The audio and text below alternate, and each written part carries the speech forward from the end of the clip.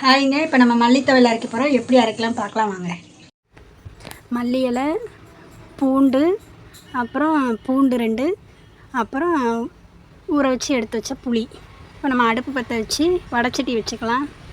வடைச்சட்டி வச்சுட்டு வடைச்சட்டி ஹீட் ஆனோன்னு நம்ம ஆயில் ஊற்றிக்கலாம். தேவையான அளவு ஆயில் ஊற்றிக்கலாம். ஆயில் ஊற்றிட்டு இப்போ நம்ம வந்து மல்லி இலை மட்டும்தான் வதக்க போகிறோம். அதனால் கொஞ்சமாக ஊற்றி தேவையான அளவுக்கு ஊற்றிக்கோங்க. ஊற்றி அதுக்கப்புறம் நம்ம வந்து மல்லி இலை மட்டும்தான் போட்டு வதக்க போகிறோம். அப்புறம் இந்த பூண்டு வத்தலெல்லாம் சுட்டு தான் அரைக்க போகிறோம். நம்ம வந்து இப்போ வந்து நம்ம எண்ணெய் நல்லா ஹீட் ஆகிட்டு இப்போ நம்ம வந்து மல்லி இலை போட்டுக்கலாம். மல்லி இலை போட்டு நல்லா வதக்கிக்கலாம்.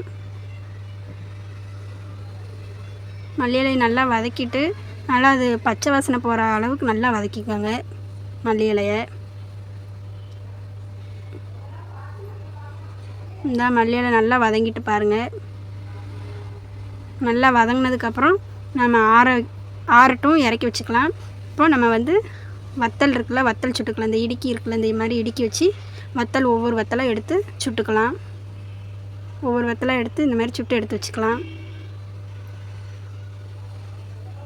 உங்களுக்கு எவ்வளோ காரம் வேணுமோ அந்த அளவுக்கு நீங்கள் பார்த்து வத்தல் போட்டுக்கோங்க.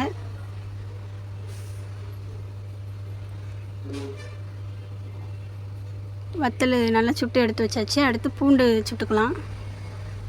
பூண்டு வந்து நல்லா சுட்டுக்காங்க.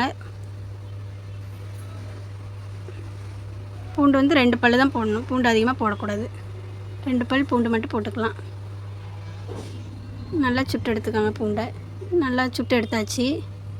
இப்போ நம்ம இந்த வத்தல், பூண்டு, மல்லி இலை எல்லாம் ஆறினதுக்கப்புறம் இப்போ மிக்ஸி ஜாரில் போட்டு நம்ம அரைச்சிக்கலாம். தேவையான அளவு கொஞ்சம் உப்பு போட்டுக்கலாம். உப்பு போட்டு இப்போ நம்ம மிக்சியில் அரைச்சிக்கலாம். நல்லா அரைச்சிக்கலாம். அரைச்சிட்டு இப்போ நம்ம பார்க்கலாம் அரைச்சிட்டு என்னன்ட்டு. இப்போ வந்து கொஞ்சம் லைட்டாக தண்ணி ஊற்றிக்கலாம்.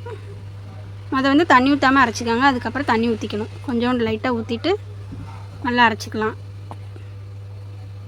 நல்லா நைஸாக அரைச்சாச்சு. நல்லா நைஸாக அரைச்சிட்டு இப்போ நம்ம பார்த்துக்கலாம். இந்த பாருங்கள், நைஸாக அரைச்சாச்சு. அவ்வளோதான்.